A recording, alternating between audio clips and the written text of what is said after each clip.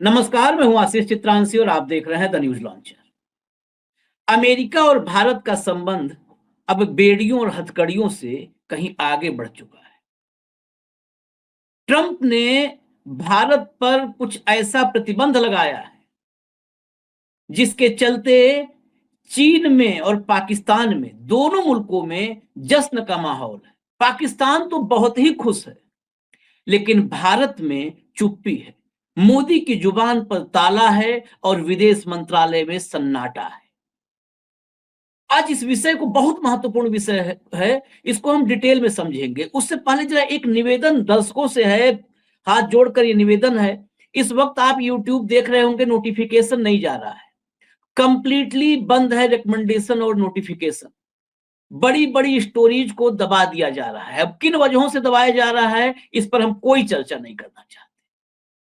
हमारे भी अपने जो साथी हैं, उनके मोबाइल पर भी नोटिफिकेशन नहीं आ रहा है और ये काफी वक्त गुजर गए। हम इंतजार करते रहे कि ये वक्त गुजर जाएगा, फिर नॉर्मल हो जाएगा। तो अब जिम्मेदारी आप लोगों की है। तमाम तरह की दिक्कतें हमारे सामने उसकी वजह से आ रही हैं। अब आपकी जिम्मेदारी है कि आप न्यूज लॉन्चर पर आकर के स्टोरीज को सर्च करें, उनको शेयर करें, उनको आगे बढ़ाएं। हमें तो हर मोर्चे पर लड़ना है। सच्चाई ही नहीं बतानी है, यूट्यूब के जरिए उस सच्चाई को आप तक पहुंचाना है जिसे तमाम रास्तों से यूट्यूब तक पहुंच करके रुकवाया जा रहा होगा। खैर, अब हम मूल स्टोरी पर आते हैं, लेकिन आने से पहले भाव को चर्चा में जोड़ लीजिए, क्योंकि कई तथ्य रखेंगे, मैप रखेंगे। स्वागत है भाव आपका। सबसे पहले मैं स्टोरी की शुरुआत करने के लिए आपको मैप से ही आज स्टोरी की शुरुआत करते हैं। पहला मैप दिखाइए जरा, कंट्रोल रूम, तब आप समझेंगे स्टोरी। आप मैप में देख रहे हैं, ये इंडिया में मुंबई और एक ब्लैक डॉट डॉट जा रहा है। ये देखिए, ये है चाबहार पोर्ट, ये ईरान में है। और उसके बगल में आप उसके दाहिने तरफ देखिए, ग्वादर लिखा हुआ है। ये पाकिस्तान में पड़ता है ग्वादर, ये भी बंदरगाह है, पोर्ट। ग्वादर और चाबहार पोर्ट, इन दोनों के बीच मात्र 72 किलोमीटर की दूरी है, सिर्फ 72 किलोमीटर की दूरी। लेकिन जो सेंट्रल एशिया है, मध्य एशिया, वहां तक व्यापार के लिए, वहां तक पहुंच के लिए भारत को ग्वादर पोर्ट पर निर्भर रहना पड़ता था। यानी बगैर पाकिस्तान का रूट लिए सेंट्रल एशिया में व्यापार संभव नहीं था। अगर संभव था, अगले मैप में हम उसका रूट दिखाएंगे कि फिर वो कितना भयंकर था, मतलब वो कितना कॉस्टली पड़ जाता होगा। ये रूट आप पहले, अब नेक्स्ट मैप तुरंत दिखाइए, मैं उसको और डिटेल में समझाता हूं। अब ये नेक्स्ट मैप जो आपके सामने आया है, इसको गौर से देखिए, थोड़ा कॉम्प्लिकेटेड दिख रहा होगा। इसमें जो आपको ये ब्लू वाली लाइन दिख रही है, यही है जो ग्वादर पोर्ट, मुंबई से मतलब भारत से ग्वादर पोर्ट जा रही है। और इसका आगे का एक्सटेंशन जो आप देखेंगे, ये एक्सटेंशन को बोलते हैं INSTC, यानी international north south transport corridor. ये आपको ऊपर, बहुत ऊपर, मतलब ये यूरोप तक जाता है, सेंट्रल एशिया होते हुए यूरोप का रास्ता खोलता है। अब इसी मैप में आप समझेंगे, जो आपके सामने ये आपको दिख रहा है, एक ब्लैक कलर का रूट दिख रहा है, ब्लैक, ये मैरीटाइम सिल्क रोड है। मैरीटाइम सिल्क रोड, अगर इस मैरीटाइम सिल्क रोड के जरिए हम जाते हैं तो ये हमको एथेंस, वेनिस, यहां तक का एक्सटेंशन मिलता है। लेकिन आप वहीं पर एक जरूरी रूट है, चाइना पाकिस्तान इकोनॉमिक कॉरिडोर। ये ग्रीन वाला देखिए, ग्रीन, चाइना CPEC का आपने नाम शॉर्ट में बहुत सुना होगा, चाइना पाकिस्तान इकोनॉमिक कॉरिडोर। ये कॉरिडोर जो भारत जिसको लेके सबसे ज्यादा परेशान रहता है, इस रूट से देखिए, सेंट्रल एशिया से पाकिस्तान डायरेक्ट अपनी रीच चीन के जरिए बना रहा था, और सेंट्रल एशिया के जरिए इस रूट को चुनौती देने वाला ये ग्वादर पोर्ट के मुकाबले चाबहार पोर्ट में भारत निवेश कर रहा था। भारत इसमें समझौते में हिस्सेदार था, 3 पार्टी में, ईरान, अफगानिस्तान और भारत। अब अगला मैप दिखाइए, उसमें और चीजें क्लियर मैं करता हूं। अब आप देखिए, मुंबई से चाबहार पोर्ट, जो प्लान है INSTC, यानी international north south transport corridor, जिस पर भारत की नजर थी, ये चाबहार से ऊपर देखिए आप, कहां तक जा रहा है, सेंट पीटर्सबर्ग तक रीच, डायरेक्ट नॉर्थ, इसीलिए नॉर्थ साउथ, एक्सट्रीम साउथ से देखिए एक्सट्रीम नॉर्थ तक जा रहा है। यहां तक कि जब इसमें भारत ने इस प्लान पर अपनी रुचि जताई थी तो बाइडेन ने भी आपत्ति जताई थी, बाइडेन ने भी, लेकिन बाइडेन ने कुछ किया नहीं था, सिर्फ आपत्ति जताई थी और कुछ नहीं किया। अब नेक्स्ट मैप में आइए, नेक्स्ट मैप ये देखिए आप, यहां मुंबई से सिर्फ सेंट्रल एशिया और सेंट पीटर्सबर्ग मत देखिए आप, मुंबई से चाबहार और भारत का एक बड़ा व्यापारिक साझेदार अफगानिस्तान, चाबहार से काबुल, ये बड़ा साफ रूट है जिसमें सिर्फ इसको दिखाया हमने कि यहां से जो सबसे बड़ा फायदा एक और था कि जो ये तीन पक्षों का समझौता था, वो तीन पक्ष, एक पक्ष काबुल दिख रहा है अफगानिस्तान, एक ईरान में चाबहार और ये मुंबई भारत में, इन्हीं तीनों की साझेदारी चाबहार में थी। ये आप अब नेक्स्ट दिखाइए, नेक्स्ट मैप दिखाइए, इसमें और चीजें बहुत क्लियर हो जाएंगी, बहुत साफ साफ इसीलिए नक्शा है। इसमें दो ही रंग को के आपको वो दिख रहे होंगे, लाइनें दिख रही होंगी, एक लाल वाली है, एक काली वाली है। लाल वाली देखिए आप, उसकी दूरी माप लीजिए, और काली वाली देखिए उसकी दूरी माप लीजिए। लाल वाली है चाबहार पोर्ट का रूट, INSTC, और काली वाली है ओल्ड रूट। अब बस इतना देख करके इसको नापना जोखना नहीं है, आप बताइए ये काली वाली के मुकाबले लाल वाली लाइन कितनी छोटी है, यानी दूरी कितनी कम हो जा रही है। रसिया तक है ये, सिर्फ चाबहार नहीं, ऊपर ये जो बिंदु है वो सेंट पीटर्सबर्ग तक का है, INSTC का, ये सेंट पीटर्सबर्ग तक, वो दूरी कितनी कम हो गई, वो चौथाई करीब रह जाती है दूरी, इतना फर्क पड़ रहा है। अब इसको हटा दीजिए। अब दरअसल 2016 में जो समझौता हुआ शाहिद बेहेश्ती टर्मिनल डेवलप करने के लिए और सेंट्रल एशिया का द्वार खोलने के लिए, 2024 में मई में सर्बानंद सोनोवाल ने 10 साल का एग्रीमेंट भी कर लिया।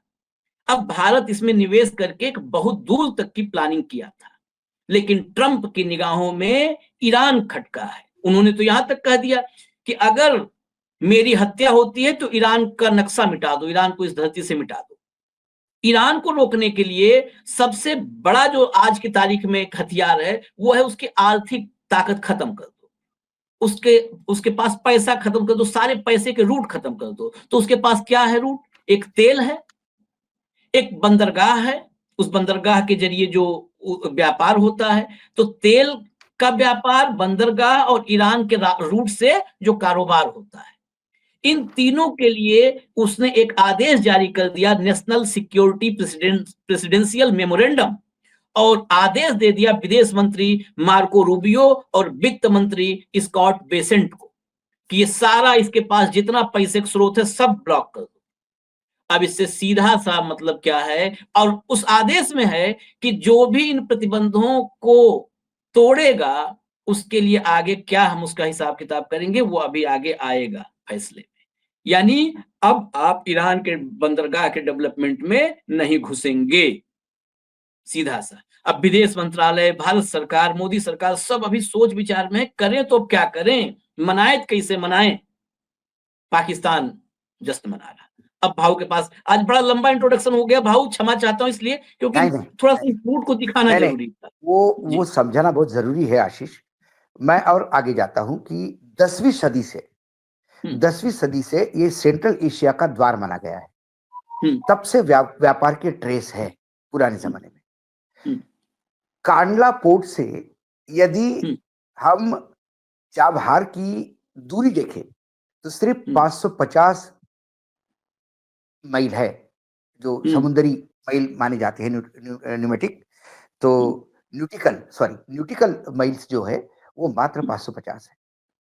अब हुआ ये कि हमें यदि ये रूट बंद होता है तो हमें पाकिस्तान के सिवा दूसरा कोई रूट नहीं है, क्योंकि आपको लंबा रूट करके आपको महंगा, मतलब ट्रांसपोर्टेशन भी इतना कॉस्ट पड़ता है कि वो कहीं वारा ही नहीं खाता, मतलब अपने यहाँ पूरता ही नहीं। तो आपको नहीं टिकेंगे नहीं, तो आपको पाकिस्तान के साथ रास्ता खोलना होगा, और जब पाकिस्तान के साथ रास्ता खोलना होगा तो पाकिस्तान अपने टर्म्स एंड कंडीशन पे रास्ता खोलेगा।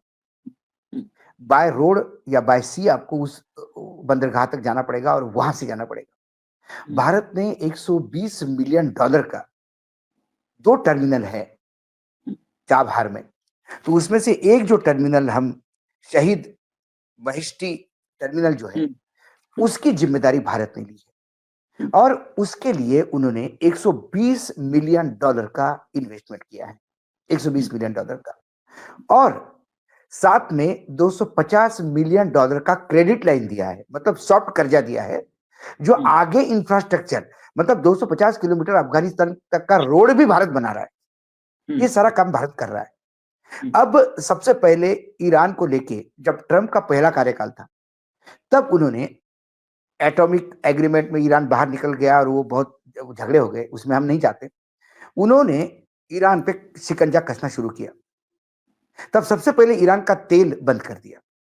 अब ईरान के तेल की खासियत यह है आशीष, कि ईरान का तेल जो क्रूड आता है, उसको रिफाइन करने में सबसे कम खर्चा आता है। तो ईरान का तेल प्रॉफिटेबल माना जाता है भारतीय रिफाइनरीज के लिए। लेकिन ईरान का तेल किसी हालत में वो खोलने को तैयार नहीं थे, हमें डोनाल्ड ट्रंप।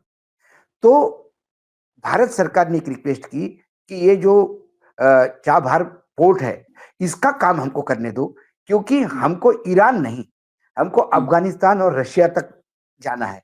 सेंट्रल एशिया का पूरा व्यापार हमारा ठप हो जाएगा, तो हमें वो सहूलियत दी जाए।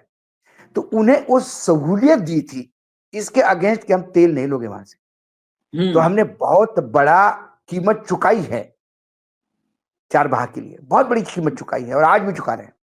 उसके बाद बाइडेन सरकार आई, उन्होंने भी नाराजगी व्यक्त की इस पे, क्योंकि क्या हुआ, ये तो बहुत पुराना एग्रीमेंट है 2016 का। 2024 में फिर 10 साल का जब एग्रीमेंट साइन किया ईरान के साथ, सोनेवाल ने, जो आपने अभी जिक्र किया जिसका, उसको लेके अमेरिका का राष्ट्रपति फिर नाराज हुआ। लेकिन उन्होंने सिर्फ नाराजगी जाहिर की और उन्होंने ये भी कहा कि आपको चाबहार पोर्ट पे जो काम करने की सहूलियत दी है वो कंडीशनल है। भारत सरकार ने फिर हाथ पैर जोड़ के कंडीशनली है, हम आगे कुछ नहीं करेंगे, हम सीधा माल उधर करेंगे ईरान को, क्योंकि हमारी जरूरत है, इसलिए करके उन्होंने। और बाइडेन बाय एंड लार्ज थोड़ा सॉफ्ट थे। अब ये आ गए ट्रंप साहब। ट्रंप आते से इन्होंने फिर, क्योंकि ऑलरेडी इजराइल और हमास का युद्ध चल रहा है, उसमें ईरान ने एंट्री कर ली है। ये आपने देखा होगा, ईरान और ज्यादा सीधा अपना इजराइल, इनके बीच में अब युद्ध जैसी स्थिति। तो ईरान को धमकाने के लिए उन्होंने जो प्रेसिडेंशियल ऑर्डर उन्होंने साइन किया, उसमें उन्होंने वित्त मंत्री और अपने विदेश मंत्री को कहा कि किसी भी हालत में सारे रूट इनके बंद करो। मतलब यहां तक नहीं है, जो इंश्योरेंस कंपनियां हैं, जो वेसल्स प्रोवाइडर है, यदि वो ईरान की वेसल करते तो उनको भी बंदी होगी। और बंदरगाह बंद करो। और उसमें ये जो बंदरगाह है चाबहारा, ये ईरान की लाइफलाइन है, ईरान के लिए भी बहुत बड़ा बंदरगाह है। उस बंदरगाह पे काम रोकने का आदेश दिया गया है। इसमें सीधा भारत हिट होता है, भारत के आर्थिक हित बहुत ज्यादा हो जाते हैं। लेकिन हमारी सरकार अभी चुप है। ये साइन होके काफी टाइम हो गया है, अब आदेश भी हो गए हैं, शायद वहां काम भी रुक गया होगा, लेकिन भारत सरकार का विदेश मंत्रालय चुप्पी साधा हुआ है। भारत सरकार सिर्फ इस बात पे है कि 12 से 14 के बीच में जब वो जा रहे हैं, अभी प्रधानमंत्री जा रहे हैं अमेरिका के दौरे पे, तो शायद वहां इसके लिए रास्ता खोलेंगे। लेकिन मुझे ये बहुत दूर की कौड़ी लगती है। जो इंसान ये अनाउंसमेंट करे पब्लिकली, यदि मेरी हत्या होती है तो फिर ये देश विश्व के पटल से नेस्तनाबूत होना चाहिए, गायब हो जाना चाहिए। ये एडवांस में आदेश जो देता हो, वहां खुद की हत्या की साजिश ईरान रच रहा है ऐसा आरोप लगाता हो, वहां पे मुझे नहीं लगता कि अब कोई रियायत मिलने का चांस है। ऐसे में भारत के लिए या तो पाकिस्तान या फिर वो पुराना रूट जो इससे 4 गुना बड़ा है, और उससे जो महंगाई बढ़ेगी, मतलब महंगाई का तड़का लगेगा, अभी बहुत सारी चीजें होगी। ये सिर्फ ईरान के साथ ट्रेड का नहीं है, ये रशिया के साथ रास्ता खुलता है, ये अफगानिस्तान होते हुए यूरोप में हम एंट्री करते हैं। तो यूरोप पूरा, रशिया, ये पूरा जो बेल्ट है, ये इससे अफेक्ट होगा। और हमें कितना लंबा रूट लेना होगा, ये तो आपने मैप में दिखाई दिया है। अब कुल मिला के भारत सरकार के पास चारा क्या है, या तो पाकिस्तान के सामने सरेंडर हो, क्योंकि ट्रंप जिस मूड में है और ट्रंप जिस ताकत के साथ बोल रहा है, मुझे नहीं लगता कि इस बंदरगाह को, क्योंकि इस बंदरगाह को जगह देना, इसका मतलब ईरान के लिए एक एटीएम खोलना है। और वो ईरान की पूर्ण रूप से आर्थिक नाकाबंदी करना चाहते हैं। इसलिए अब भारत के लिए एक नया इश्यू है। आप देखिए ट्रंप साहब की चुनाव, ठीक है? और पूरे अंधभक्त सोच रहे थे कि ट्रंप वहां चुनाव जीत जाएंगे तो फिर भारत की बल्ले-बल्ले होगी, ठीक है? और हमारे प्रधानमंत्री तो ट्रंप को बिल्कुल अपना घर का भाई मानते हैं, जैसे कुंभ में बिछड़े हुए भाई है, ऐसी दोस्ती निभाते हैं। लेकिन ट्रंप ने, मैं फिर से रिपीट करता हूं, चुनाव जीतने के बाद ही, शपथ लेने के पहले, क्योंकि चुनाव जीतना और शपथ लेने के बीच में 1 महीने का समय था, उनने जो पहला सॉल्वो मारा, पहला जो झटका दिया, वो सीधा भारत पे था। भारत पे उन्होंने हमला करते हुए कहा कि ब्रिक्स जो अपनी करेंसी लॉन्च करने की बात कर रहा है, औकात में रहे। यदि डॉलर को छेड़ा तो मैं सैंक्शंस लगा दूंगा सब पे। और ब्रिक्स में करेंसी की बात किसने उठाई थी?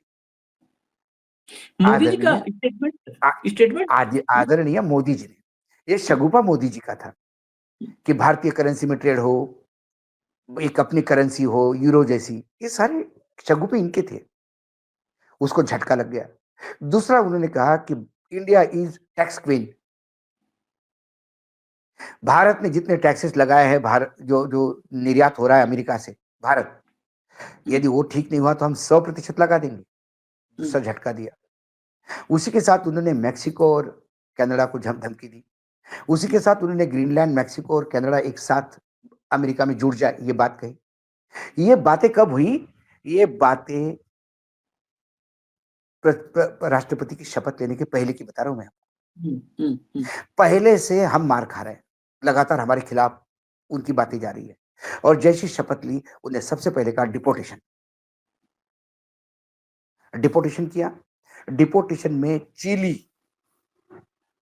डिपोटेशन ने मैक्सिको जैसे देशों ने आंखें ये कर दी। चिली के राष्ट्रपति का बहुत बड़ा एक्स प्लेटफॉर्म पे स्टेटमेंट है, आप पढ़िए उसको। कोलंबिया के कोलंबिया, सॉरी, चिली नहीं, कोलंबिया के। पढ़िए आप उसको, क्या कहते हो। चिली ने भी मना किया था जो उतारने के लिए। उन्होंने कहा कि हम आर्मी के इसमें नहीं लेंगे। कुछ अनभक्त कहते हैं कि चलो ठीक है यार, वहां पे चोरी छुपे गए थे लोग, अब वो जैसा अमेरिका चाहे वैसा भेजेगा। तुम्हारी औकात है किसी अमेरिकन को ऐसा डिपोर्ट करने की? करके दिखाइए आप।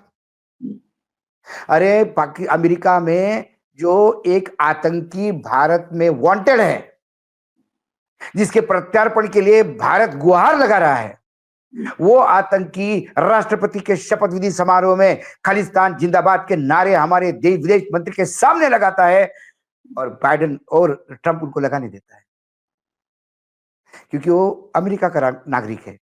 वो कुछ भी कह सकता है, भारत को लचड़ सकता है।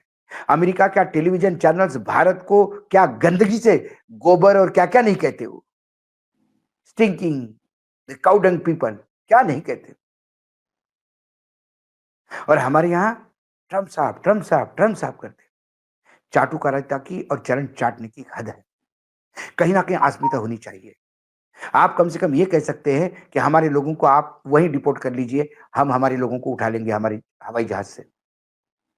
भाई हथकड़ी लगा के हमारे जहाज तक भेजोगे ना आप, हम हथकड़ी उतार के उनको जहाज में बिठाएंगे।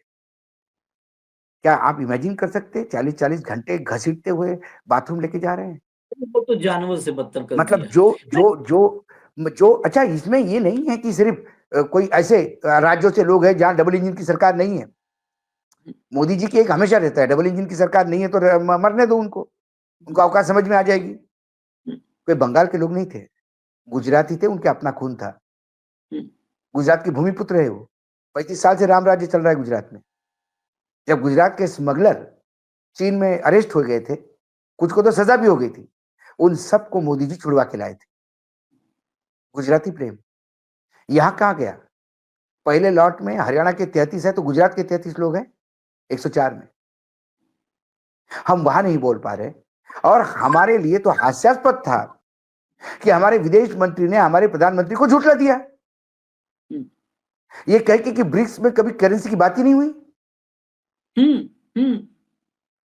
उसके बाद ये कहते कि लगातार डिपोर्ट होते रहे लोग। अभी तक 15,000 डिपोर्ट हो गए। कितने लोग हथकड़ी में आए बताए जरा। जयशंकर बताए कितने लोग हथकड़ी में आए। जयशंकर बताए भारत भूमि पर कितनी बार अमेरिका का सैन्य प्लेन उतरा रिपोर्ट को लेके। अरे आप कहीं का भी ईंट कहीं का भी रोड़ा, एक कोई भानुमति का कुंभा जोड़ा वाली बात है? मैं कोई भी एक बात एक यानी उलूल जुलूल बातें करना। एक वो एक तो बड़ा मुझे तो लगा कम से कम ये आईएफएस ऑफिसर कैसे क्या कॉपी करके बनाया क्या? इस सामने वाले का पेपर पर्चा देख के लिखा है। इतना कुपड़ परराष्ट्र मंत्री तो वो भी नहीं था कि जो आईएफएस सर्विस से नहीं आते हैं। अटल जी जैसे लोगों ने उस जगह पे नवाजा है। सुषमा स्वराज जैसी विदुषी वहां थी। क्या सुषमा जी होती तो आज चुप रही थी? नहीं नहीं भाऊ, इसमें आप ये इसमें मतलब एक कुपड़ कहता है कि जवाहरलाल नेहरू के टाइम पे 12 लाख पे इतना लोग ये होता था और आज हम शून्य ले रहे हैं। अरे मूर्ख, ये तो देख कि वहां पैसे की कीमत क्या थी। वहां के 12 लाख आज 120 करोड़ रुपए थे। तो आज 120 करोड़ रुपए पे कितना टैक्स ले रहे हो तुम? कोई कोई मतलब जनता को मूर्ख समझाने की एक बात है। नहीं, कोई मैं इकोनॉमिक्स पता नहीं, कोई मैथमेटिक्स पता नहीं, कोई ज्योग्राफी पता नहीं, कुछ मानवता की कोई स्टडी नहीं। नहीं नहीं भाऊ, ये इनको सब पता है। ये हम लोगों को, इस देश को मूर्ख मानते हैं, सब पता है। कल जो है, जब ये सबसे पहले पल्सों से एक वीडियो के जरिए एक वीडियो वायरल हुआ और कहा गया कि बेड़ियां और हथकड़ियां लगाई गई हैं। उसके बाद पीआईबी यानी मोदी सरकार, पीआईबी प्रेस इंफॉर्मेशन ब्यूरो, उसके तरफ से सबसे बड़ा झूठ। सरकार कैसे झूठ बोल रही है? मतलब ये ऑन रिकॉर्ड झूठ अब है हमारे सामने। उसने परसों के वीडियो को खारिज खारिज करते हुए उसको fact check, PIB fact check एक उसका विंग है, हाँ, उसके जरिए खारिज किया। मैं उसको दिखाऊंगा, कंट्रोल रूम से कहूंगा कि अगर स्क्रीन पर उसको ले आए, कल उसको मैंने दिया था, तो अगर ले आएंगे तो उसको अटैच करके तो दिखा देंगे हम। लेकिन एक सवाल मेरा दर्शकों के का सवाल है ये, और ये सवाल इस तरफ मेरा भी ध्यान नहीं था, इसलिए सवाल ले रहा हूं कि कल रात मैं जब कमेंट्स पढ़ता हूं, तो कल भी पढ़ रहा था, जब कई दर्शकों ने कहा था, लिखा था कि अडानी के बचाने के लिए बेड़िया हथकड़ियां क्या कुछ भी कर देगा अमेरिका, ट्रंप, मोदी की जुबान नहीं खुलेगी, ये ऐसे ही बेशर्मी से ठहाके लगाते रहेंगे। तो ये अडानी वाला एंगल पे हम लोग नहीं गए थे कि मतलब आप सोचिए, कोई भी 5 करोड़ का देश है, जिस कोलंबिया की बात की, 5 करोड़ 20 लाख आबादी है। पेट्रो ने सीधा सीधा अमेरिका की आंखों में आंखें, ट्रंप की आंखों में आंखें डाल करके चुनौती दी और नहीं उतरने दिया। उसका प्लेन वापस भेजा, फिर अपना सिविलियन प्लेन भेजा। और जब वो मैं सिविलियन प्लेन आया भाऊ, उसकी फोटो है, वहां पर पेट्रो, कोलंबिया के राष्ट्रपति गए और प्लेन में घुस करके अपने जो अवैध प्रवासी थे, कहे अगर अमेरिका नहीं रखना चाहता तो हमारे नागरिक हम लाएंगे, लेकिन अपने तरीके से लाएंगे, अपने सम्मान के साथ लाएंगे हम अपने नागरिकों को। वो किया। भारत विश्व गुरु, वर्ल्ड लीडर, विश्व के सर्वाधिक लोकप्रिय ये प्रधानमंत्री ये नरेंद्र मोदी। ये अपने देश के लोगों के साथ हुए अन्याय का पाप धोने कुंभ में डुबकी लगाने गए। हम्म और कल राज्यसभा में ठहाके लगा रहे थे जब आने वाले लोगों के लोग आंसू बहा रहे थे उनके इंतजामी पे। मैक्सिको मैक्सिको को कहा कि तुम दीवार खड़ी करना चाहते हो, तुम्हें पता है दीवार के इधर कितने लोग हैं? उन्होंने कहा कि एप्पल की जगह सैमसंग आ जाएगा, देख लेना। टेस्ला की कार की जगह दूसरी कारें आ जाएगी, कोरियन कारें, देख लेना क्या कैसा चलाओगे इकोनॉमिक्स। दीवार के अंदर ही रहे ना, अपनी कारों में घूमना। ये कहने की हिम्मत उन देशों में है। अरे 120 करोड़ का देश, 140 करोड़ का देश है ये। अमेरिका की हर कंपनी के लिए भारत जरूरी है। यदि आपने कहा कि कल कुछ नहीं करना है आपको, या बहुत सारे labour laws American companies violate कर रहे हैं, 4 एग्जीक्यूटिव को जेल में हाथ कड़ी डाल के प्लेन में बिठा के भेज देना है, उनको समझ में आ जाएगा। अमेरिकन लोगों को जब हथकड़ी लगती तो क्या होता है। लेकिन सही कहा किसी ने। अब मैं और एक बात बता दूं, ये अमेरिका में तो अब अडानी जी तो क्या, अमेरिका क्या, अडानी जी अब दुबई भी जाने की 3 बार सोचेंगे, क्योंकि वहां से भी अमेरिका उठा लेगी उनको। वहां तो वारंट इशू है उनके। लेकिन ये जो पोर्ट का मामला है जा भरा, इससे गुजरात का कांडला पोर्ट सबसे ज्यादा इंपैक्ट होगा। अडानी का पोर्ट सबसे ज्यादा इंपैक्ट होगा। सरकार को भारत के रूट की नहीं पड़ी होगी, अंबानी के पोर्ट को होगी, इसको कैसे बचाएं। और जिस दिन वो पोर्ट का टर्मिनल पूर्ण फंक्शनल हो जाएगा, वो भी अडानी को दिया जाएगा। ये भी लिख लो आप, ऑपरेशन करने के लिए। हम्म, तो कुछ कुछ मतलब कुछ लोग बड़े मतलब अंधभक्त कुछ लेवल पे जाते हैं। किन्ने कहा कि मैक्सिको की क्या औकात है जो अमेरिका को टरका है। हम्म, अभी तक मैक्सिको को दुनिया ने दिया क्या, दुनिया को हम्म, दिया क्या? अरे उस कुपड़ को यानी इन भक्तों को मालूम नहीं है कि मैक्सिको अमेरिका का सबसे बड़ा ट्रेड पार्टनर है। हाँ, हाँ, हाँ, उसके बाद कनाडा है, उसके बाद चाइना है। 500 $500 ये बिलियन डॉलर का डॉलर का धंधा है आयात उनका करता है। मैक्सिको के साथ।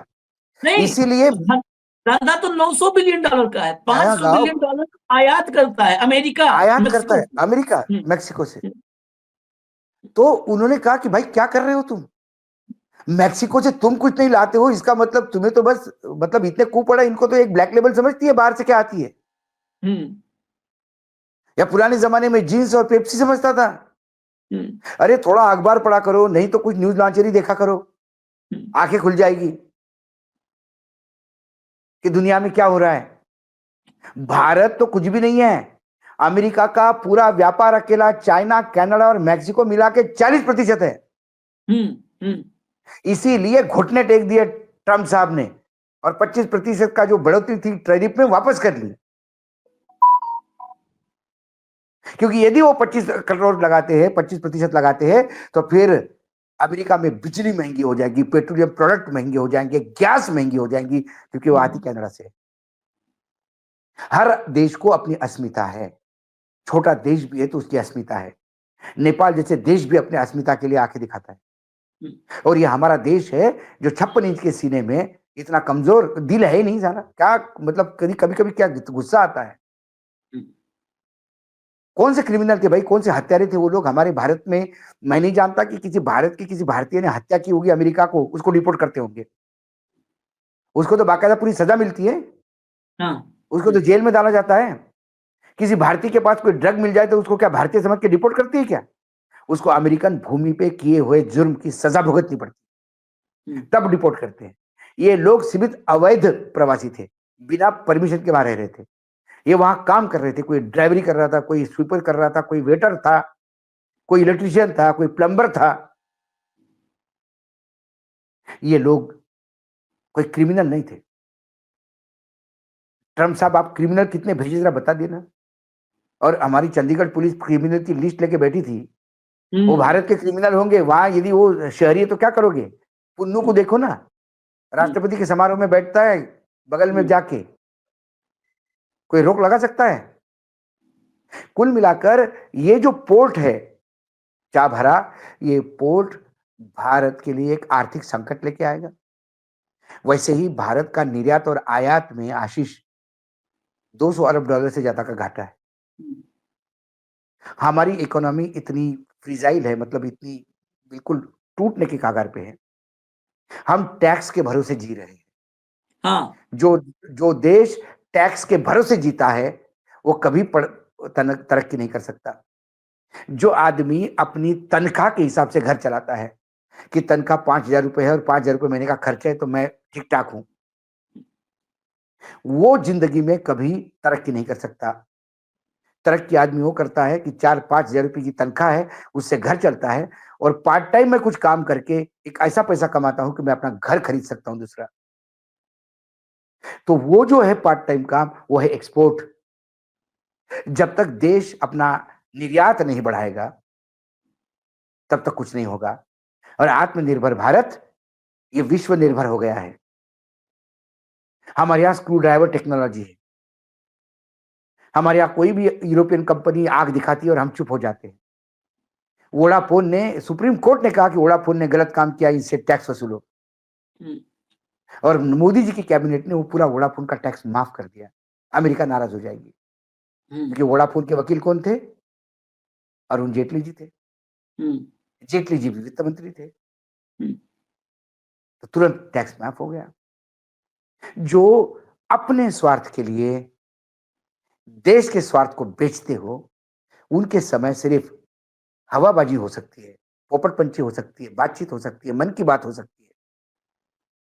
देश तरक्की नहीं कर सकता।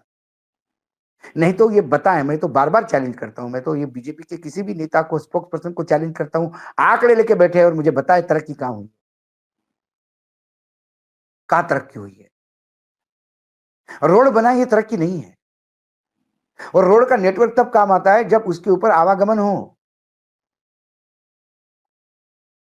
रोड तब काम आता है जब औद्योगिक क्रांति हो। एग्जैक्टली। रोड सड़कों तब का काम आता है। हाँ हाँ, जब मुझे रोड काम आएगा, सड़कों का जाल काम आएगा। गडकरी जी कहते हैं कि हमने यहां से मुंबई का रास्ता बनाया, ठीक है गडकरी जी बनाया, लेकिन मेरा किसान अपना उपज गांव तक ला सकता है क्या, शहर तक? उसकी क्या व्यवस्था है? जिस दिन किसान आपका मुंबई दिल्ली वाला रोड उपयोग में लाएगा, तो उसको तो बाद में अपने आप को भी बेचना पड़ेगा टोल टैक्स देते देते। हाँ। आज हमारा देश पूरे विश्व में सबसे ज्यादा सब्जी और फ्रूट उगाने वाला देश है। फल और सब्जी सबसे ज्यादा उत्पादन पूरे विश्व में करते होगे तो भारत होता है। और सबसे ज्यादा वेस्टेज 60% हमारे यहाँ सड़ जाता है, क्योंकि भंडारण नहीं, समय पे जा नहीं सकता। लहसुन अभी आएगा 1.5 रुपए किलो बिकेगा, लहसुन 600 रुपए किलो बिका है। अब हम कहते कि लहसुन सस्ता हो गया, 120 रुपए किलो हो गया। अरे किसान को जिस दिन 120 क्या, किसान को जिस दिन 80 रुपए भी मिल जाएंगे, पूरा राजस्थान का किसान कोटा से लेके जयपुर तक के बेल्ट वाला मर्सिडीज में घूमेगा। लेकिन नया लहसुन आते से 1.5 रुपया बिकता है। भंडारण की व्यवस्था नहीं। हमारे यहां सिर्फ मंदिर बनाते हैं, मस्जिद बनाते हैं, मंदिरों पे खर्चा होता है, अलग अलग कॉरिडोर बनाते हैं। टूरिज्म करो, अरे आदमी जिंदा रहे तो टूरिज्म करेगा ना।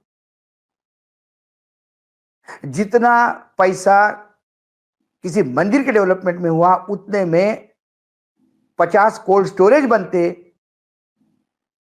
जो किसान को लहसुन की कीमत दिलवाते। लेकिन कौन देखता है? ये तो ट्रंप है, ट्रंप तो अपनी ये करेगा। और मैंने हमेशा कहा, बंदर के हाथ में वस्तुरा लग गया गुरु आशीष भाई। वो किस किस को लगवाएगा, खुद को लगवाएगा, किस किस को लगवाएगा। और अब तो भारत हर जगह जख्म खा रहा है। और जब भी हाथ उठाता है भारत को एक कट लगता है, जब हाथ उठाता है एक कट लगता है भारत को। एक कट भारत का पक्का। और हम उसको जस्टिफाई करते हैं, हमारे लोग जस्टिफाई करते हैं। नहीं तो वो तो ऐसे ही होता है, विदेश में तो ऐसे ही होता है। और यही मनमोहन सिंह के टाइम होता तो भारतीय जनता पार्टी के लोग संसद चलने नहीं देते। हथकड़ी कैसे लगी, हथकड़ी कैसे लगी, हथकड़ी कैसे लगी। लेकिन मनमोहन सिंह का टाइम होता तो फिर भारतीय एरोप्लेन जाके ले आते। मनमोहन सिंह के टाइम की बात आई, शुरुआत भी मैंने वहीं से की थी कि वो वीडियो हम लगाते लगाते आखिरकार उस वीडियो को हटाना पड़ा, क्योंकि इस चैनल पर, न्यूज लॉन्चर पर उस क्लिप के साथ जा ही नहीं पा रहा था वीडियो। सारे वीडियो येलो हो जा रहे थे, रिस्ट्रिक्टेड हो रहे थे। तो हमने उस ओरिजिनल वीडियो को जो मैंने किया था उसको यूपी चैनल पर लगाया, न्यूज लॉन्चर की यूपी वाले पर। यहाँ पर वो सारे ओरिजिनल वीडियो हटा करके प्लेन लगाया। कई दर्शकों ने कहा कि आप वीडियो की चर्चा क्यों दिखाए नहीं, वो यूपी वाले पर है। यहाँ पर वो अपलोडिंग में ही रिस्ट्रिक्ट हो रहा था बार बार। उसमें मैंने उस समय का, जब देवयानी खोबरगड़े क्या नाम था, देवयानी मतलब खोबरागड़े, हाँ, तो वो राजनयिक थी और अमेरिका में उनके साथ बदसलूकी हुई थी। हालांकि उन पर जो आरोप थे उसकी हम चर्चा नहीं करना चाहते, लेकिन उन पर यह था कि नौकरानी को पेमेंट वगैरह उन्होंने पूरा नहीं दिया था, उनके साथ बदसलूकी वहां हुई थी। उसके बाद वो, मैं उस समय की रिपोर्टिंग जो अमेरिका का यहाँ पर एम्बेसी है, अमेरिकन एम्बेसी, वो सबसे हाई सिक्योरिटी जोन है। भाऊ तो पूरी दिल्ली में ग्राउंड भी देखे हुए हैं, सबसे हाई सिक्योरिटी जोन। वहां से रिपोर्टर वहां उसके सामने खड़ा होकर के रिपोर्टिंग भी नहीं करता है, कभी आप नहीं पाएंगे। उस दिन एबीपी का ही मैंने क्लिप दिखाया था, एबीपी न्यूज का। उस दौर में तो एबीपी न्यूज पर कॉन्ट्रैक्ट में भाव रोज बैठा करते थे। वो रिपोर्टर खड़ा होकर बताया कि जहां मैं आज खड़ा हूं, यहां खड़े होकर के कभी रिपोर्टिंग नहीं होती है। और वहां पर दिल्ली पुलिस के ट्रक्स, ये नहीं कि दिखावे के लिए टेम्पररी वाली बैरिकेडिंग, सबसे हाई सिक्योरिटी जोन, वहां जो अस्थाई मतलब परमानेंट बैरिकेडिंग थी ना, पत्थर के बोल्डर लगा करके जो बैरिकेडिंग थी, दिल्ली पुलिस की गाड़ी क्रेन उनको खींच के लेके चली गई। पूरा का पूरा इलाका खाली हो गया। पूरी सिक्योरिटी मनमोहन सिंह सरकार ने अमेरिकन एम्बेसी की पूरी सिक्योरिटी वापस कर ली। अमेरिकन एम्बेसी को जो एक्स्ट्रा फैसिलिटीज थी, दारू शराब के आयात की, उसकी कोई लिमिट नहीं, सब रोक दिया। आखिर में अमेरिका ने माफी मांगी, खेद व्यक्त किया। साहब क्या बात को ये करेंगे मुकाबला, ये सामने खड़े होने लायक इतने बौने कि मनमोहन सिंह के घुटने में पैरों में नहीं खड़े होने लायक, ये इतने बौने लोग। और जो 5,000 भाव ने कहा था, 5,000 रुपए जिसका आमदनी, जिसका खर्चा, वो भी ठीक है, वो भी हो सकता है 5,000 में कहीं एक झुग्गी झोपड़ी बना ले अपना। यहाँ पे तो 5,000 की आमदनी है और महीना खत्म होते होते 2,000 रुपए कर्जा लेते हैं कर्जा कि अभी लेता है। तनख्वाह आएगी तो दे देंगे आपको भाई साहब। ऐसा सब जीवन में जिए हैं, आएगी तनख्वाह तो दे देंगे, आखिर में खत्म हो गया है। जब आती है तनख्वाह 5,000 रुपए तो 2,000 देते हैं, 3,000 बचता है। अब 3,000 ही जब बचा तो इस महीने 3,000 कर्ज लेना पड़ेगा। आखिरकार उसी कर्ज के जाल में आदमी फंसता जाता है। क्या गति होती है, बहुत सारे दिल्ली में बहुत सारे साथी हैं, हम लोग भी उस नहीं, दौर को लोग थोड़ा लोग देख लोग लें। लोग लोग भाग जाते हैं, लोग जीवन लीला समाप्त करते हैं। कई चीजें हैं आशीष। अंत में मैं फिर से एक बार दर्शकों को हाथ जोड़ के विनती करता हूं, हम खबरें लाने का प्रयास करते हैं। हमारा नोटिफिकेशन पता नहीं किसने क्या किया, क्या हुआ, कहीं लड़ने के बजाय हम सिर्फ आपको अपील कर सकते हैं, आप कृपया जो खबरें हमारे फिक्स प्रोग्राम हैं, जो टाइम पे आते हैं, मिड डे मुद्दा है, डायरेक्ट हिट है और एक्सरे है, और भी लगातार प्रोग्राम है, आप प्लीज कृपा करके एक बार न्यूज लॉन्चर खुद सर्च कीजिएगा, आपको खबरें मिलेगी। खबरों का भंडार है। हमारी व्यथा व्यूज को लेके नहीं है, हमारी व्यथा है कि बहुत सारी अच्छी खबरें आप तक नहीं पहुंचती। कल हमने एक खबर की कि ट्रंप के खिलाफ अमेरिका में जोरदार विद्रोह हो रहा है, लोग रास्ते पे उतर गए हैं उसके कई नीतियों को लेके। वो खबर दबी हुई है, ये खबर आप तक पहुंच नहीं रही है। कृपया करके आप ढूंढिए, क्योंकि हम लोग रुकने वाले नहीं हैं। जब तक हैं और जब तक फ्री है, तब तक लगातार आपके सामने नई खबरें लाते रहेंगे। वो खबरें जो आपको कोई नहीं देगा, वो विश्लेषण करने का प्रयास करेंगे जो कोई नहीं कर रहा है, चाहे फिर सरकार के खिलाफ हो, क्योंकि हम आपकी वेदनाओं को शब्द देने का प्रयास करते हैं। एक बार फिर करबद्ध निवेदन, आप कृपया देखिए, अच्छी खबर लगी फॉरवर्ड करिए, साझा करिए। आज तक हमने कभी सब्सक्राइब करिए भी नहीं कहा, क्योंकि हमें विश्वास था कि खबरें देखने के लिए जनता आतुर है। लेकिन जब आपके पास नोटिफिकेशन ही नहीं पहुंच रहा, तो कृपया करके आप इसको सर्च कीजिएगा। ये हाथ जोड़ के एक गुजारिश है, ताकि खबरों का ये सिलसिला आपके और हमारे बीच में निरंतर बना रहे। बिल्कुल। और अभी जो भाव ने कहा, वो खबर इसलिए इंपॉर्टेंट है कि मागा, मेक अमेरिका ग्रेट अगेन के नारे पर वहां पर भी एक महानायक आया था, और आते ही 1 महीना बाद अमेरिका ने उसके अगर मानवीय चेहरे से उल्टा चेहरा देखा तो अमेरिका सड़कों पर उतरने लगा। ये भारतीयों के लिए सोचने वाली खबर थी, सोचने वाली खबर थी कि हम रोज रोज बदनाम होते हैं, रोज बेइज्जत होते हैं, फिर भी बेशरम जैसे मुंडी नीचे किए, शुतुरमुर्ग जैसे शुतुरमुर्ग मुंडी नीचे कर लेता है, सोचता है पूरा संसार ठीक है, तो शुतुरमुर्ग हम बन गए हैं। इसलिए वो खबर जरूरी थी। आखिर में बस इतने कहेंगे, भाव ने सब कुछ कह दिया है।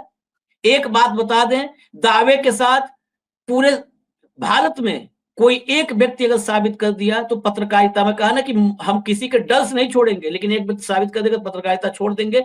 किसी पॉलिटिकल पार्टी, किसी राजनीतिक दल से 1 रुपया लेके हम चलाते हो, लोग कारपोरेट 50 हाउस, लाख किसी 1 करोड़ रुपए कारपोरेट, लेकर के किसी किसी कारपोरेट हाउस, कॉर्पोरेट से, अंबानी जिसमें अडानी किसी, कुछ लोग अडानी अंबानी से लेते हैं और राजनीतिक दलों को गाली देते हैं, वो भी हमारे यहाँ नहीं होगा।